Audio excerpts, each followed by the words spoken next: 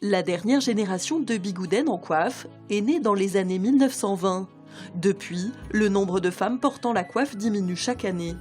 L'âge d'or de la bigoudaine, qu'on pouvait croiser à chaque coin de rue de Pont-l'Abbé, est donc antérieur au XVIIIe siècle.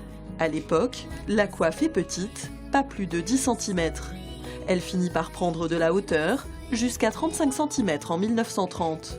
10 ans plus tard, la coiffe et l'habit traditionnel de la bigoudaine sont délaissés pour une mode plus urbaine. C'est sûr que ça va se terminer un jour, mais cette partie-là, mais il y aura toujours après les cercles celtiques qui vont faire vivre cette identité, le port du costume, de la coiffe. Je pense que l'identité, elle est tellement ancrée ici et revendiquée, puis tout le monde est conscient à l'intérieur du pays de cette identité. Être bigoudaine aujourd'hui serait plus un état d'esprit qu'une manière de se vêtir.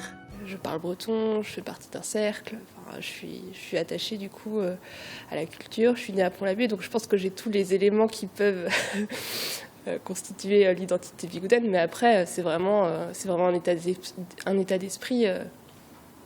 Je me revendique bigoudaine, je suis même bigoudaine avant d'être bretonne ou française. En 1993, les bigoudaines portant la coiffe étaient encore 300.